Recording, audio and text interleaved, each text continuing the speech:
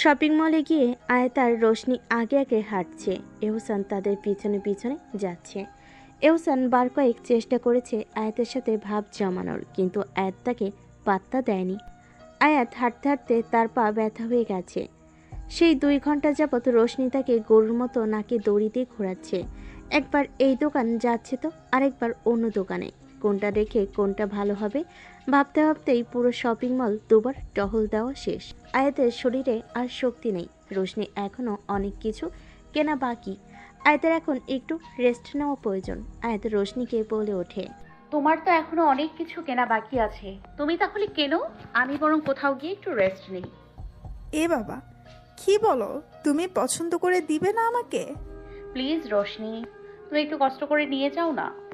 আর তোমার ভাই তো আছে, আমি বরং গিয়ে একটু বসি। ঠিক আছে, তাহলে তুমি সাথে চলে যাও, ওখানে রেস্টুরেন্ট আছে। তুমি গিয়ে ঠান্ডা কিছু খাও আর একটু রেস্ট নাও। আয়াত চলে যেতে নিলে এহসান বলে ওঠে। কোথায় যাচ্ছ? সেই একটু দূরে থাকাই এতক্ষণ তাদের কথা শুনতে পায়নি। আমি ছাদে যাচ্ছি, একটু বসবো। তো একা কেন যাচ্ছ? আমিও যাব, চলো। এহসানের এত আদিক্ষেতা আয়াতের একটু ভালো লাগছে না। না না না, প্রয়োজন নেই, আমি একা যেতে পারবো। আপনি বরং রশনির সাথে যান, ওকে কেনাকাটা করতে একটু সাহায্য করুন। শিওর তো? হ্যাঁ হ্যাঁ, আপনাদের কেনাকাটা শেষ হলে আমাকে কল দিলে আমি চলে আসবো। ওকে, আমাদের বেশি সময় লাগবে না, তুমি সাবধানে থেকো। ঠিক আছে। না, আয়াত চলে যায় সেখান থেকে। একটু দূরে যেতেই আয়াত লক্ষ্য করে একটা ছেলেও তার পিছন পিছন যাচ্ছে। আয়াত অনেকক্ষণ থেকে খেয়াল করছিল, ছেলেটা বারবার তাদের দিকে তাকাচ্ছিল। তারা যেদিকে যাচ্ছিল ছেলেটাও সেদিকে যাচ্ছিল, কিন্তু তখন এতটা পাত্তা দেয়নি। এখন আয়াতের মনে হচ্ছে ছেলেটা নিশ্চয়ই তাকে ফলো করছে। ছেলেটাকে দেখে একটু সন্দেহ হয়, ভয় জেগে ধরে আয়াতের মনে। ছেলেটার কোনো উদ্দেশ্য নেই তো আবার, মনে মনে ভাবে আয়াত। আয়াত যেদিকে যাচ্ছে ছেলেটাও আয়াতের পিছনে যাচ্ছে। আয়াত দ্রুত গতিতে সিঁড়ির কাছে চলে আসে। আয়াত ছাদে উঠতে যাবে, এমন সময় আবার একবার পিছন ফিরে তাকায়। পিছন ফিরে দেখতে পায় ছেলেটি আর নেই। আয়াত চারপাশে একবার চোখ বোলায়, মনে মনে বলে ওঠে, এক্ষুনি এখানে ছিল, হঠাৎ কোথায় উধাও হয়ে গেল। যাক বাবা, যেখানেই যাক আমার কি, গেছে ভালো হয়েছে, চিন্তামুক্ত হলাম। বলে আয়াত ছাদে চলে যায়। ছাদে গিয়ে একটা কিনারায় বসে পড়ে। ব্যাগ থেকে ফোন বের করে দেখে তানহা তাকে অনেকবার ফোন দিয়েছে। ওই দিনের পর আর তানহার সাথে কথা হয়নি তার। রায়হান ভাইয়ের খোঁজও নেওয়া হয়নি। খারাপ লাগে আয়াতের। মানুষটা ভালোবেসে ছিল, কোনো পাপ তো করেনি। একবার খোঁজ নেওয়া উচিত ভেবে তানহাকে কল দেয়। কথা বলতে বলতে প্রায় 10 মিনিটের বেশি হয়ে যায়। তানহার সাথে কথা শেষ করে ফোনটা রেখে দেয়। মাথা ব্যথা করছে তার। মাথায় হাত দিয়ে চোখ বন্ধ করে নেয়। কিছুক্ষণ ওভাবেই থাকে। কিছু একটা মনে করে চোখ খুলে আয়াত। সামনে তাকাতেই অবাক হয়ে যায় সে। পুরো ছাদ খালি, কোনো মানুষ নেই এখানে। একটু আগেও কয়টা মানুষ ছিল, কোথায় গেল সব? আয়াত আশেপাশে ভালো করে একবার দেখে নেয়। না, এখানে মানুষ তো দূরের কথা, একটা কাক পক্ষীও নেই। পুরো ছাদ জুড়ে পিনপতন নীরবতা বিরাজ করছে। এবার কিছুটা ভয় পায় আয়াত। বের হওয়ার জন্য উঠে পড়ে জলদি। দরজার কাছে যেতে দেখতে পাই দরজা ভেতর থেকে লাগানো। একটু আগেই তো এই দরজা দিয়ে এসেছিল সে, এখন এটা বন্ধ কেন? আয়াত বার কয়েক জোরে জোরে দরজায় ধাক্কা দেয়, কিন্তু কারোর কোনো সারা শব্দ আসে না। এবার মোবাইল হাতে নিয়ে রোশনিকে কল দিতে যায়। হঠাৎ আয়াতের চারিদিক থেকে ধোঁয়া উঠতে থাকে। ধোঁয়ার কারণে আশেপাশে কিছু দেখা যাচ্ছে না। আয়াত হাত দিয়ে ধোঁয়া তাড়ানোর চেষ্টা করে। ধোঁয়ার কারণে আয়াতের কাশি উঠে যায়। কাশতে কাশতে আয়াতের চোখ যায় সামনে। ধোঁয়া খানিকটা কমেছে। আয়াত হাত দিয়ে আবারও ধোঁয়া তাড়ানোর চেষ্টা করে। সামনের দিকে ভালো করে লক্ষ্য করে। আয়াত দেখতে পাই তার থেকে কয়েক হাত দূরে একটি লোক দাঁড়ানো। আয়াত ভালোভাবে দেখার চেষ্টা করে লোকটিকে। আপনা আপনি মুখ দিয়ে বেরিয়ে আসে, আরে এটা তো সেই ছেলেটা যে একটু আগে তার পিছে নিয়েছিল। এখানে কি করছে? লোকটা কি তার কোনো ক্ষতি করতে এসেছে? আয়াত ঘাবড়ে যায়, দৌড়ে দরজার কাছে যায়। আয়াত জোরে জোরে দরজা ধাক্কানো শুরু করে, সাহায্যের জন্য চেঁচাতে শুরু করে। আয়াত আবার পিছনে ফিরে তাকায় লোকটার দিকে। লোকটা এখনও ঠায় একইভাবে দাঁড়িয়ে আছে। লোকটাকে ঠায় দাঁড়িয়ে থাকতে দেখে আয়াত আরও ভালোভাবে লক্ষ্য করে। আয়াত খেয়াল করে লোকটা সোজা হয়ে তার দিকে তাকিয়ে আছে ঠিকই, কিন্তু কোনো নড়াচড়া করছে না। আয়াত এবার লোকটার দিকে পুরোপুরি ঘুরে সতর্কতার সহিত লোকটাকে পা থেকে মাথা পর্যন্ত একবার ভালো করে পরখ করে নেয়। খেয়াল করে দেখে অল্প বয়সী একটা ছেলে, 23 থেকে 24 বছরের বয়স হবে হয়তো। ছেলেটার গলার কাছে গিয়ে চোখ আটকে যায় আয়াতের। ছেলেটার গলার মাঝ বরাবর একটা ছুরি দেখা যাচ্ছে। কেউ একজন তার গলায় ছুরি ধরে আছে। ছেলেটার হাত পিছন দিকে বাঁধা। সাথে সাথে আয়াতের শরীরের সকল লোম খুব সজাগ হয়ে যায়, হাঁটু কাঁপছে তার। ছেলেটার পিছন থেকে হঠাৎ করে আরও একটা লোক বেরিয়ে আসে। এতক্ষণে ধোঁয়াটা পুরোপুরি সরে গিয়েছে, সব কিছু এখন আগের মতো স্পষ্ট দেখা যাচ্ছে। লোকটার পুরো শরীর কালো কাপড় দিয়ে ঢাকা, মুখে মাস্ক লাগানো, পরনে কালো কোট, হাতে কালো গ্লাভস, পায়ে কালো বুট। লোকটার শরীরের একটা অংশ দেখা যাচ্ছে না, চোখে কালো চশমা লাগানো। এবার আয়াত কিছুটা পিছিয়ে যেতে থাকে, টেবিলের সাথে ধাক্কা খেয়ে দাঁড়িয়ে যায়। ছেলেটা তার দিকে অসহায় দৃষ্টিতে তাকায়। ছেলেটার চোখে পানি চিকচিক করছে। ছেলেটা আয়াতের দিকে তাকিয়ে বলে ওঠে, আমাকে ক্ষমা করে দিন ম্যাডাম, আমি আর কখনো আপনার পেছনে যাব না। আমার ভুল হয়ে গেছে, ওনাকে বলেন না। আয়াত চোখ তুলে লোকটার মুখের দিকে তাকায়, কাঁপা কাঁপা কণ্ঠে বলে ওঠে, কি করছেন? ওনাকে ছেড়ে দিন, আমি ক্ষমা করে দিয়েছি ওনাকে। লোকটা যেন ওদের কোনো কথাই শুনতে পায়নি। ছেলেটার গলার কাছে ছুরিটা আরেকটু চেপে ধরে। ছুরিটা এত ধারালো ছিল যে সাথে সাথেই একটু কেটে যায়, ফিনকি দিয়ে রক্ত বেরোনো শুরু করে। এবার ছেলেটা চিৎকার দিয়ে বলা শুরু করে, প্লিজ আমাকে মারবেন না, আমি কথা দিচ্ছি আমি এরকম আর কখনো করব না। ম্যাডাম প্লিজ আমাকে ছেড়ে দিতে বলেন, প্লিজ আমাকে ছেড়ে দিন। আমি বলেই কান্না করে দেয় ছেলেটা। আর কিছু বলতে পারে না ছেলেটা। তার গিয়ে লোকটা ছুরি দিয়ে ছেলেটার গলা কেটে দেয়। গড় করে করে রক্ত বের হতে থাকে। লোকটা ছেলেটাকে ছেড়ে দেয়। ছেলেটা ফুলরে লুটিয়ে পড়ে ছটফট করতে থাকে। জবাই করা গরুর মতো ছেলেটার গলা কেটে দিয়েছে লোকটা। না! চিৎকার দিয়ে ওঠে আয়াত। তার শরীর কাঁপছে, আর দাঁড়াতে পারছে না। লোকটা এখানেই থেমে যায়নি। এরপর একটা চাইনিজ কুড়াল নিয়ে আসে, বসে পড়ে ছেলেটার কাছে। এদিকে আয়াত শক খেয়ে পাথর হয়ে গেছে, তার মুখ দিয়ে কোনো কথা বের হচ্ছে না। লোকটা কুড়াল দিয়ে ছেলেটার গলা বরাবর একটা কোপ বসাই, সাথে সাথেই ছেলেটার মাথা শরীর থেকে আলাদা হয়ে যায়। রক্ত ছিটকে পড়ে লোকটার শরীরে লেগে যায়। ছুরির মাথা দিয়ে ছেলেটার চোখ দুটি তুলে ফেলে, এরপর সোজা হয়ে দাঁড়িয়ে যায়। লোকটা এবার ছেলেটার পায়ের কাছে গিয়ে দাঁড়ায়। এরপর ছেলেটার পায়ের কাছে বসে পড়ে, হাঁটু বরাবর সজোরে একটা কোপ বসিয়ে দেয়। পরপর কয়েকটা কোপ মারতে থাকে পা দুটিতে। খানিকেই পাগুলো কয়েক টুকরো হয়ে যায়, আর ঠাস করে নিচে পড়ে যায়। নিভু নিভু চোখে তাকিয়ে আছে ছেলেটির দিকে।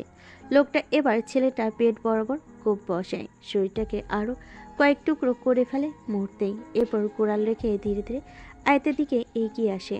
আয়াত ঝাপসা চোখে তাকিয়ে আছে লোকটার দিকে। এবার লোকটা আয়াতের পাশে হাঁটু গেড়ে বসে। আয়াতের কানের কাছে মুখ নিয়ে ফিস ফিস করে বলে ওঠে, বেবি গার্ল। শব্দটা কর্ণকুহুরে পৌঁছাতেই চোখটা বন্ধ করে নেয় আয়াত। আর কিছু মনে নেই তার। চোখে মুখে পানি পড়তেই ধীরে ধীরে চোখ খুলে তাকায় আয়াত। আশেপাশে একবার চোখ বুলিয়ে নেয়, কয়েকটা মুখ তার দিকেই তাকিয়ে আছে উৎসুক দৃষ্টিতে, কিন্তু চেহারা স্পষ্ট না। আবার ঢলে পড়তে নিলে এবারে সে ধরে ফেলে রোশনি। গালে হালকা চাপ দিয়ে ডেকে ওঠে, আয়াত, এই আয়াত, কি হয়েছে তোমার? চোখ খোলো। পরিচিত আওয়াজ কর্ণকুহুরে যেতেই আবার ধীরে ধীরে চোখ মেলে তাকায় আয়াত। বার কয়েক চোখের পাতা ঝাপটায়। ধীরে ধীরে চারপাশ স্পষ্ট হচ্ছে। চারপাশ স্পষ্ট হতেই দেখতে পাই সে এখনো একই জায়গায় পড়ে আছে। আর দ্রুত সামনে তাকায়, যেখানে ছেলেটাকে মেরেছে সেই জায়গায় ভালোভাবে চোখ বুলায়। কই, কিছুই তো দেখতে পায় না আয়াত। জায়গাটা একদম পরিষ্কার চকচকে, কোনো রক্তের ছিটে ফোটাও নেই। আয়াত স্পষ্ট দেখছিল সব। এখানে লোকটা ছেলেটাকে মেরেছে, সব মনে আছে তার একদম স্পষ্টভাবে। কিন্তু এখন কিছু দেখছে না কেন সে? রোশনির কথায় ধ্যান ভাঙে আয়াতে। কি হলো বলো, কি হয়েছে তোমার? শরীর কি বেশি খারাপ ছিল? আয়াত ড্যাপ ড্যাপ করে তাকিয়ে আছে রোশনির দিকে। কিছু বলো আয়াত। রোশনির মুখ থেকে কথা ঘুরিয়ে আশেপাশে দেখে মানুষজন এখনো তাকে জিজ্ঞাসু দৃষ্টিতে তাকিয়ে আছে। এখানে তো কোনো মানুষ ছিল না, এখন এত মানুষ এলো থেকে ভাবতে থাকে আয়াত। এর মধ্যেই এহসান এসে আয়াতের সামনে বসে। সে এতক্ষণ একটা ক্লায়েন্টের সাথে কথা বলছিল। রোশনি যখন আয়াতের কথা তাকে জানায়, হুড়মুড়িয়ে এসে উপস্থিত হয় এখানে। আয়াতের দিকে তাকিয়ে একটার পর একটা প্রশ্ন করতে থাকে এহসান। কিছুটা বিরক্ত হয় আয়াত, একসাথে এতগুলোর কথার উত্তর কোনটা দিবে, তাই সে চুপ করে থাকে। তার মাথায় শুধু তখনকার কথাই ভাসছে। এহসানের নন স্টপ প্রশ্নে এবার আয়াত তাকাই এহসানের দিকে। লোকটার চোখে মুখে আতঙ্ক স্পষ্ট বোঝা যাচ্ছে। তাই এবার আয়াত নরম কণ্ঠে বলে ওঠে, বাড়ি যাব, আমাকে বাড়ি নিয়ে চলুন, আমার শরীর খারাপ লাগছে। রোশনি আয়াতকে ধরে ওঠায়, পায়ে পায়ে নিয়ে যায় দরজা পর্যন্ত। আয়াত এখনো ভাবছে তার সাথে এসব কি হচ্ছে। ভাবনার মাঝে কিছু একটা মনে পড়তে দ্রুত মাথা ঘুরায় পিছনে। চারপাশে আবার একবার চোখ বুলাই। ছাদের এক কোণে গিয়ে চোখ আটকে যায় আয়াতের। দেওয়ালের পিছন থেকে মাস্ক পরা লোকটা তার দিকেই তাকিয়ে আছে। যদিও লোকটার চোখে চশমা ছিল, তাও আয়াত স্পষ্ট বুঝতে পারছে লোকটা তার দিকে তাকিয়ে আছে। কয়েক সেকেন্ডের জন্য হৃদস্পন্দন বন্ধ হয়ে যায় আয়াতের। চোখ বন্ধ করে জোরে জোরে শ্বাস নেয়। শরীর মৃদু কাঁপছে। পড়ে যেতে নিলে রোশনি শক্ত করে ধরে নেয় কাঁপা কাঁপা চোখে। আবার ধীরে ধীরে সামনের দিকে তাকায় আয়াত। তার চাহনি লক্ষ্য করে রোশনিও সেদিকে তাকায়। কিছুই দেখা যাচ্ছে না। আয়াতও আর লোকটাকে দেখতে পাচ্ছে না। কাউকে খুঁজছো আয়াত? না, চলো। বলে ধীর পায়ে নেমে যায় ছাদ থেকে। বাড়িতে পৌঁছে আয়াতকে তার রুমে নিয়ে যায় রোশনি। খাটে বসে মেয়েটকে বলে এক গ্লাস লেবুর শরবত বানিয়ে নেয়। শরবতটা খেয়ে কিছুটা স্বস্তি পায় আয়াত। রোশনি আয়াতের পাশে গিয়ে বসে। প্রশ্নাত্মক দৃষ্টিতে তাকায় আয়াতের দিকে। এবার বলো, তখন কি হয়েছিল? তোমার শরীর এতটা খারাপ ছিল না যে জ্ঞান হারিয়ে ফেলবে? এবার কি বলবে আয়াত? কিভাবে বলবে? কেউ তো তাকে বিশ্বাস করবে না। কি বলা উচিত এখন তার? রোশনি আবার জিজ্ঞেস করে, তুমি কি কোনো কিছু দেখে ভয় পেয়েছিলে? আয়াত থমথমে মুখ নিয়ে তাকাই রোশনির দিকে। আচ্ছা রোশনি, আমাকে এটা বলো, তুমি কিভাবে জানলে আমি ছাদে অজ্ঞান হয়ে পড়েছিলাম? আমি আর ভাইয়া যখন কেনাকাটায় ব্যস্ত ছিলাম, হঠাৎ ভাইয়ের একটা ক্লায়েন্টের সাথে দেখা হয়েছে। ভাইয়া ওনার সাথে বেরিয়ে যায়। আমার একা একা আর ভালো লাগছিল না দেখে তোমাকে কল দিই, বাসায় চলে আসবো ভেবে। কিন্তু অনেকবার কল দেওয়ার পরে তুমি কল ধরছিলে না। তোমার কিছু হয়েছে কিনা সেটা ভেবে আমি টেনশনে পড়ে যাই। এর কিছুক্ষণ পর তোমার নাম্বার থেকে কল আসে। রিসিভ করতেই ওপাশ থেকে কোনো ছেলের আওয়াজ পাই। কি বলেছে ছেলেটা? সে বলেছিল ফোনটা যার, সে এখানে ছাদে অজ্ঞান হয়ে পড়ে আছে। আপনারা যদি আশেপাশে থাকেন তাহলে দ্রুত এসে এনাকে নিয়ে যান। এরপর আমি ভাইকে কল করে জানাই, আর জলদি ছাদে গিয়ে দেখি তুমি সত্যি সত্যি অজ্ঞান হয়ে পড়ে আছো। আচ্ছা রোশনি, তুমি ছাদে গিয়ে কিছু দেখেছিলে? মানে সন্দেহজনক কিছু? আর আমি কি ওখানে একা ছিলাম? না তো, কোনো সন্দেহজনক কিছুই দেখিনি। আর রেস্টুরেন্ট কি কেউ একা থাকে নাকি? তুমি ছাড়া ওখানে আরও অনেক মানুষ ছিল। আচ্ছা সত্যি করে বলো তো কি হয়েছে? না, তেমন কিছু হয়নি। আমি আসলে ছোটবেলা থেকে বেশি স্ট্রেস নিতে পারি না। হঠাৎ এত হাঁটাহাঁটি অনেক টায়ার্ড হয়ে গিয়েছিলাম, এজন্য শরীর খারাপ হয়ে গিয়েছে। আচ্ছা তাহলে তুমি এখন রেস্ট করো, আমি পরে আসবো। বলে চলে যায় রোশনি। আর ভাবনায় পড়ে যায়, ও যখন ছিল তখন সব মানুষ কোথায় ছিল? আর যে ছেলেটাকে মেরেছে তার লাশ কোথায়? তখনকার ঘটনাটা আবার মাথা চাড়া দিয়ে ওঠে। সেই ভয়ঙ্কর ঘটনাটা মনে পড়তেই গা গুলিয়ে ওঠে। দৌড়ে চলে যায় ওয়াশরুমে। গড়গড় করে বমি করে দেয়। কোনোরকম ফ্রেশ হয়ে এসে খাটে বসে। মাথাটা ভন ভন করে ঘুরছে তার। না, আর কিছু ভাবতে পারছে না সে। ছোট্ট মাথায় আর কোনো প্রেশার দিতে পারছে না। শুয়ে পড়ে আয়াত। আচ্ছা আকাশ ভাইয়া, তুমি এত সুন্দর করে পেইন্টিং কিভাবে করো বলো তো? চাঁদের কথাই হাসে আকাশ। আমাকেও শেখাও না। তুই শিখে কি করবি চাঁদ? আমি তোমার আর আমার ছবি আঁকবো। আকাশ তাকায় চাঁদের দিকে। কি মিষ্টি মেয়েটা, গাল দুটো ফুলকো ফুলকো, মুখে মিষ্টি হাসি। তোর এত কষ্ট করতে হবে না, আমি তোর ছবি আঁকবো। সত্যি আকাশ ভাইয়া? হ্যাঁ সত্যি। তুমি যখন অনেক বড় হবে তখনও কি তুমি এরকম পেইন্টিং করবে? হ্যাঁ চাঁদ। না আকাশ ভাইয়া, তুমি শুধু আমার ছবি আঁকবে, বড় হয়েও শুধু আমার ছবি আঁকবে। তাহলে তুই বল, বড় হয়ে আমি কি করব? তুমি তো অনেক ভালো গান গাইতে পারো, তাহলে বড় হয়ে তুমি গান গাইবে। তুই বলতে চাইছিস আমি বড় হয়ে সিঙ্গার হতাম, তাই তো? হ্যাঁ। আবার কিছু একটা মনে করে চাঁদ। না না না, তুমি বড় হয়ে সিঙ্গার হবে না, অন্য কিছু হবে। মাত্রই তো বললি সিঙ্গার হতে। না না না, তুমি শুধু আমার জন্য গান গাইবে, অন্য কারোর জন্য কখনো গান গাইবে না। তুমি যদি বড় হয়ে সিঙ্গার হও তাহলে সবাই তোমার গান শোনার জন্য পাগল হয়ে যাবে, তখন তোমার অনেক বন্ধু হয়ে যাবে। বন্ধু হলে কি হবে? না, তোমার বন্ধু শুধু আমি। বড় হলেও আমি শুধুমাত্র তোমার বন্ধু থাকবো। আমাকে কথা দাও, আমাকে ছাড়া কাউকে তুমি কখনো বন্ধু বানাবে না। আচ্ছা, বানাবো না। না না না, আমাকে ছুঁয়ে কথা দাও। এই তোকে ছুঁয়ে কথা দিলাম, তোকে ছাড়া আর কোনো বন্ধু বানাবো না আমি। এবার খুশি? হ্যাঁ, খুব খুশি। আচ্ছা, এখন দেখি তো কি আঁকছো তুমি। আকাশ এতক্ষণ চাঁদেরই একটা ছবি আঁকছিল ওমা, এটা তো আমার ছবি, কি সুন্দর হয়েছে আকাশ ভাইয়া। বলে আকাশের উপর ঝাঁপিয়ে পড়ে, জড়িয়ে ধরে উচ্ছ্বাসিত কণ্ঠে বলে ওঠে। থ্যাংক ইউ আকাশ ভাইয়া, ইউ আর দ্য বেস্ট। আকাশও চাঁদের তনু শরীরটা জড়িয়ে ধরে, কপালে ছোট্ট করে একটা ভালোবাসার পরশ এঁকে দেয়। ভালোবাসা, হ্যাঁ ভালোবাসাই তো। এই পিচ্ছি মেয়েটাকে তো সে মায়ের পরে সবচেয়ে বেশি আপন ভেবেছে, সবসময় নিজের সাথে সাথে রাখতে চায় সারা জীবনের জন্য। এটাই তো ভালোবাসা হলো, তাই না? একগাল হেসে দেয় আকাশ, ভিতর থেকে একটা স্বস্তির নিঃশ্বাস বেরিয়ে আসে। ঘুম ভেঙে যায় আয়াতের। দুপুর গড়িয়ে বিকেল হতে চলল। উঠে পড়ে আয়াত। এর মাঝে মেড এসে ডেকে যায় খেতে যাওয়ার জন্য। আয়াত ফ্রেশ হয়ে আসছি বলে ফ্রেশ হতে চলে যায়। শাও নিয়ে বেরিয়ে আসে আয়াত।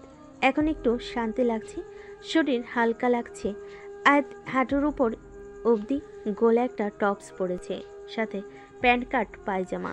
চুল মুছতে মুছতে আয়াত আয়নার সামনে এসে দাঁড়ায়। আয়নায় পূর্ণ দৃষ্টি ফেলে উপর নিচ পর্যন্ত একবার ভালোভাবে দেখে নেয় নিজেকে। মনে মনে কিছু একটা ভাবে, ভাবনার মধ্যেই ফোন বেজে ওঠে। এদিক ওদিক চোখ ঘুরিয়ে ফোন খুঁজতে থাকে, কিন্তু ফোনটা পাচ্ছে না। পরে খেয়াল করে বেডসাইড টেবিলের উপর তার হ্যান্ডব্যাগের মধ্যে থেকে ফোনের আওয়াজ আসছে। তখন আসার পর থেকে আর ফোন হাতে নেয়নি, তাই বের করতে ভুলে গিয়েছে। এগিয়ে যেতে যেতে ফোনটা কেটে যায়। দুনিয়া কাঁপিয়ে আবারও ফোনটা বেজে ওঠে। আয়াত গিয়ে ব্যাগ থেকে ফোনটা হাতে নেয়। ফোন নিতে গিয়ে আয়াত লক্ষ্য করে ব্যাগের মধ্যে ছোট্ট একটা গিফট বক্স। আয়াত আগে ফোনটা রিসিভ করে। তার মা ফোন করেছে, আজকে সন্ধ্যায় অনুষ্ঠানে তার পরিবারের লোকজন আসবে, এটা জানাতেই তার মা ফোন করেছে। আয়াত খুশি হয়ে যায় তার মা বাবা আসবে শুনে। অপরিচিত মানুষের সাথে থেকে মা বাবা ভাইকে অনেক মিস করেছে সে। যদিও এই পরিবারের মানুষগুলো যথেষ্ট ভালো মানুষ আর তাকে অনেক আদর যত্ন করে, কিন্তু তাও পরিবারের মানুষ ছাড়া সে কখনো অন্য কোথাও থাকেনি। মায়ের সাথে আরও কিছুক্ষণ কথা বলে রেখে দেয়। ফোন রেখে দিয়ে এবার গিফটটা হাতে নেয় আয়াত। গিফটটা নিয়ে খাটে বসে পড়ে। উল্টে পাল্টে একবার ভালো করে দেখে নেয়। এর আগেও সে অনেক গিফট পেয়েছে, সবগুলো সাইকেল লোকটা পাঠিয়েছিল, কিন্তু এবারে গিফটটা একটু আলাদা। আগের গিফটগুলোর সাথে কোনো মিল নেই, মনে হচ্ছে এটা অন্য কেউ দিয়েছে। কে দিতে পারে ভাবে আয়াত। আর তার ব্যাগের মধ্যেই কেন? গিফটটা খুব সুন্দর, গোল্ডেন আর হোয়াইট এর কম্বিনেশনে একটি র্যাপিং পেপার দিয়ে মোড়ানো, উপরে একটা পিঙ্ক বউ বিরন বাঁধা। আয়াত ভাবতে থাকে কি হতে পারে। নিজের ভাবনাকে আর আশকারা না দিয়ে আস্তে আস্তে র্যাপিং পেপারটা খুলতে থাকে। র্যাপিং পেপার খুলতেই ভিতরে মাঝারি সাইজের একটা ছোট বক্স দেখতে পাই, সাথে একটা নীল চিরকুট। বক্সটা বাহির থেকে সম্পূর্ণ লাল, বোঝা যাচ্ছে না ভিতরে কি আছে। আয়াত আগ্রহ নিয়ে বক্সটা খুলে। বক্সটা খুলতেই আয়াত ব্ল্যাঙ্ক হয়ে যায়, তার ব্রেন কাজ করা বন্ধ করে দেয়। কয়েক সেকেন্ড বক্সের দিকে তাকিয়ে থাকে। আপনা আপনি হাত মুখের উপর চলে যায়। মুখের উপর হাত রেখে জোরে চিৎকার দিয়ে ওঠে। দেখছে সে দুটো চোখ তার দিকে তাকিয়ে আছে। ঝটকা মেরে বক্সটা দূরে ফেলে দেয়। কিছুটা পিছিয়ে যায় আয়াত। চোখ দিয়ে কয়েক ফোঁটা অশ্রুকণা গড়িয়ে পড়ে। আয়াতের শরীর কাঁপা শুরু করে, হিসকি তুলে কান্না শুরু করে দেয়। খানিকক্ষণ রুমে নীরবতা বিরাজ করে, শুধু মাঝে আয়াতের ফোপানোর শব্দ শোনা যায়। আয়াত এবার নিজেকে কিছুটা স্বাভাবিক করার চেষ্টা করে। কাঁপা কাঁপা হাতে চিরকুটটা তুলে নেয়। রিল্যাক্স বেবি গার্ল, এত ভয় পাওয়ার কিচ্ছু নেই। এগুলো আসল চোখ না, নকল। তুমি কি ভেবেছিলে এগুলো ওই ছেলেটার চোখ, তাই তো? আই উইশ যদি সত্যি সত্যি ওই ছেলেটার চোখগুলোকে তোমাকে দিতে পারতাম, কিন্তু এখন তো তুমি অন্য মানুষের বাসায়। এখন দিলে তো তুমি ওই কাঁটা আঙ্গুলের মতো পুড়িয়ে ফেলতে পারবে না, তাই না? এই জন্য আসল চোখ দিয়ে তোমাকে আর বিব্রত করলাম না। কিন্তু চিন্তা করো না, ওই ছেলেটার চোখ আমি রেখে দিয়েছি, যাতে বারবার ওই চোখগুলো দেখে আমার মনে পড়ে তোমার দিকে যে চোখ তুলে তাকাবে তার চোখগুলো ঠিক এইভাবে তুলে নেব। আর শোনো, তুমি ওই বাড়িতে এতদিন কি করছো? ওই বাড়িতে তো দুটো ছেলে আছে, তাদের থেকে দূরে থাকবে, না হলে তোমার ভুলের শাস্তি তাদেরকে পেতে হবে। আবার কখনো গিফট পাঠাবো তোমার জন্য, ততদিন নিজের খেয়াল রেখো। Bye baby girl. কোনো রকম চিকুট পড়ে শেষ করে আয়াত। তার কোন পাপের শাস্তি স্বরূপ এরকম একটা লোকের পালে পড়েছে ভেবে পায় না আয়াত। নিস্তব্ধ হয়ে যায় পুরো রুম, পিনপতন নীরবতা। একটু পরপর হাওয়ায় ভেসে আসছে আয়াতের নিঃশ্বাসের শব্দ, যার দরুন রুমটা অনেক ভারী হয়ে পড়েছে। আয়াত ধীর পায়ে উঠে নকল চোখগুলো হাতে নেয়। এগুলো সত্যি নকল, কিন্তু দেখে বোঝার উপায় নেই যে এগুলো নকল। নকল চোখগুলো আর চিকুটটা হাতে নিয়ে আবার তার ব্যাগে রেখে দেয়। কারোর হাতে পড়লে সমস্যা হবে, তাই অন্য কোথাও রাখে না। এরপর অন্য গায়ে জড়িয়ে ধীর পায়ে রুম থেকে বেরিয়ে যায়। খিদে পেয়েছে তার, অনেকক্ষণ কিছু খাওয়া হয়নি, এখন তার খাওয়া প্রয়োজন। সে সকালবেলা খেয়েছে আর এখনো কিছু খায়নি। রুম থেকে বের হয়ে দরজা লক করে পিছনে ফিরতে জোরে ধাক্কা খায় কোনো শক্ত পুরুষালী দেহের সাথে। চোখ মুখ খিচে বন্ধ করে নেয় আয়াত। ধাক্কা খেয়ে পড়ে যেতে নিলে একজোড়া শক্ত হাত পিছন থেকে জড়িয়ে নেয় আয়াতকে। এদিকে কোমর ভেঙে গেছে ভেবে আয়াত ভরকে যায়। কোমর ভাঙলে কি হবে?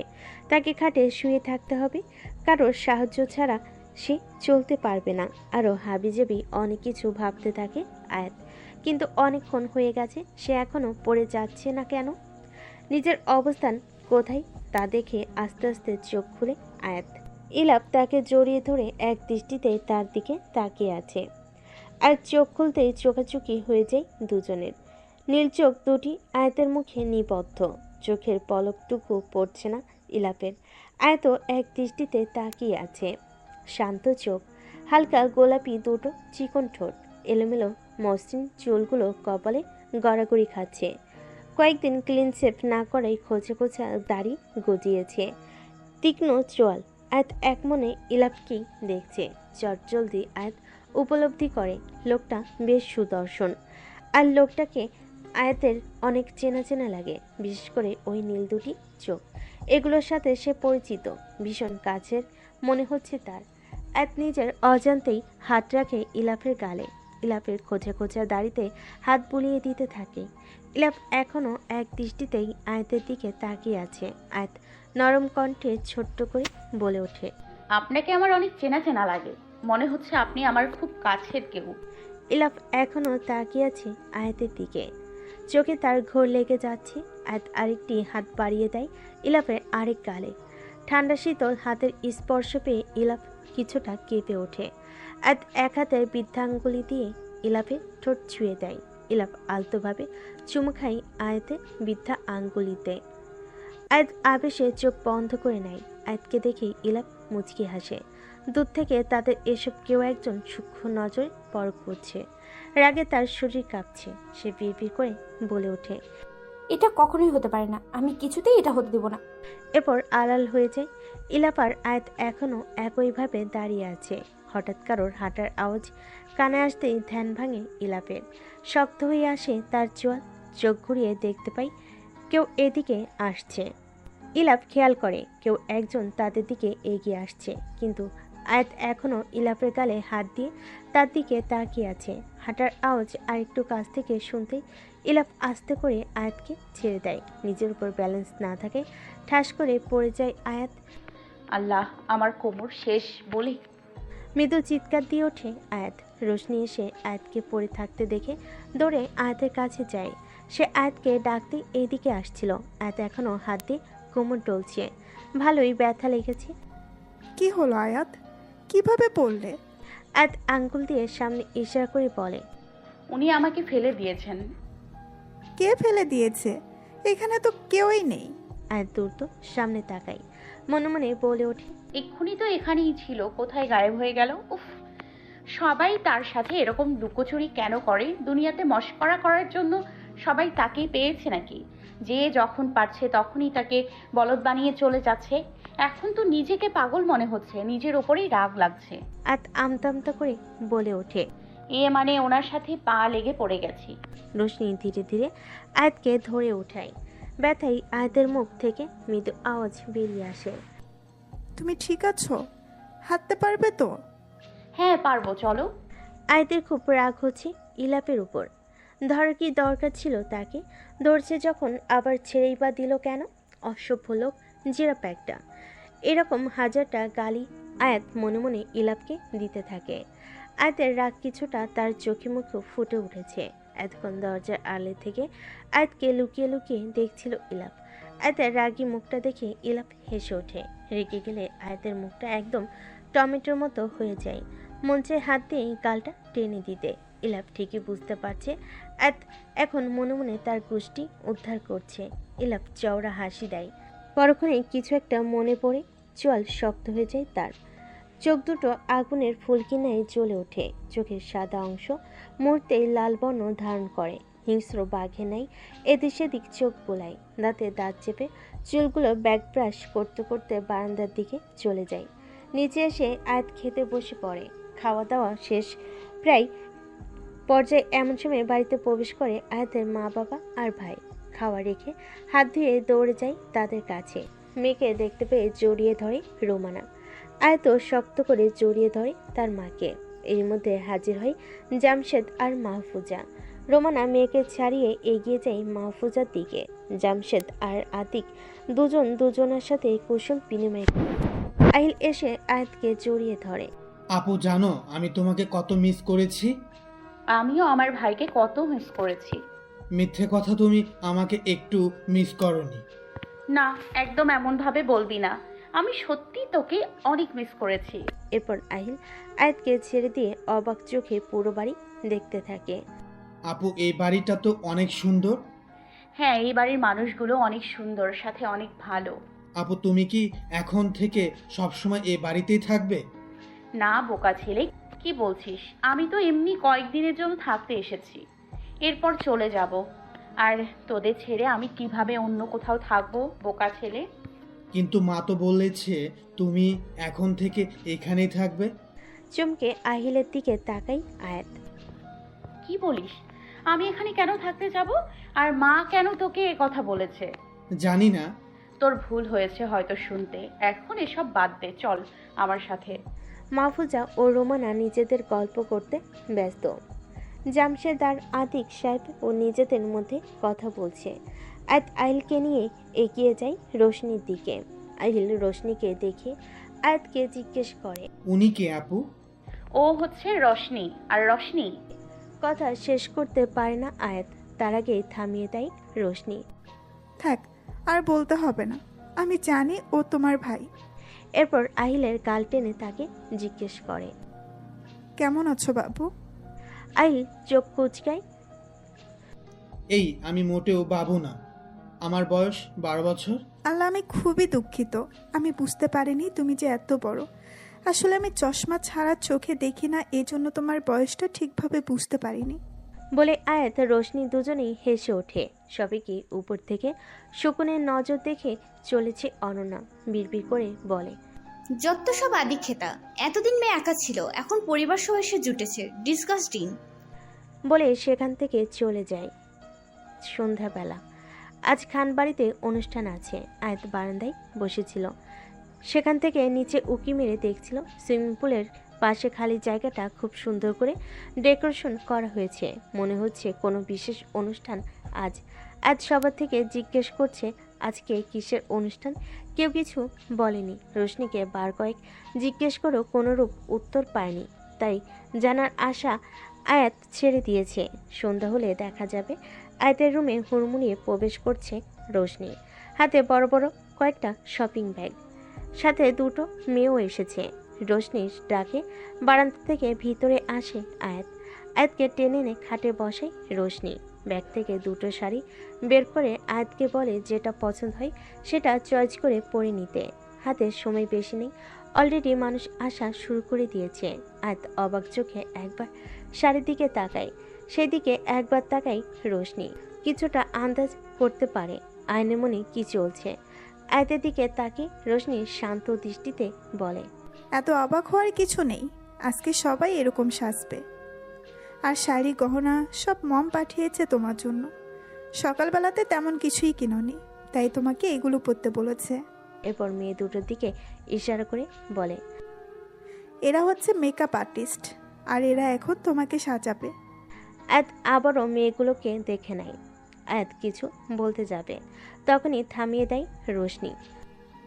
কথা পরেও বলা যাবে, এখন বেশি সময় নেই, জলদি রেডি হয়ে নাও। এদিকে আমার মেকআপ আর্টিস্টরা আমার জন্য অপেক্ষা করছে, সময় বেশি নেই। গেস্টরাও সব আসা শুরু করেছে। এখানে আব্বুর কোম্পানি থেকে শুরু করে অনেক নামকরা লোক আসবে, তাই মম সবাইকে সুন্দরভাবে সেজে গুজে পরিপাটি হয়ে যেতে বলেছে। বলে রোশনি ধপাধপ পা ফেলে চলে যায়। আরে রশনি শোনো তো। রোশনি আয়াতের কথা না শুনে চলে গেছে। শাড়ি দুটো নিয়ে বসে আছে আয়াত, বদ্ধ ডোটানায় পড়ে গেছে। কি করবে সেটাই ভাবছে। এত ভারী শাড়ি, হেভি মেকআপ সে কখনো করেনি।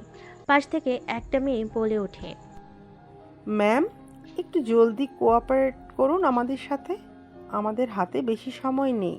আমাদের উপর অর্ডার আছে, 1 ঘন্টার মধ্যেই আপনাকে রেডি করে দিতে হবে।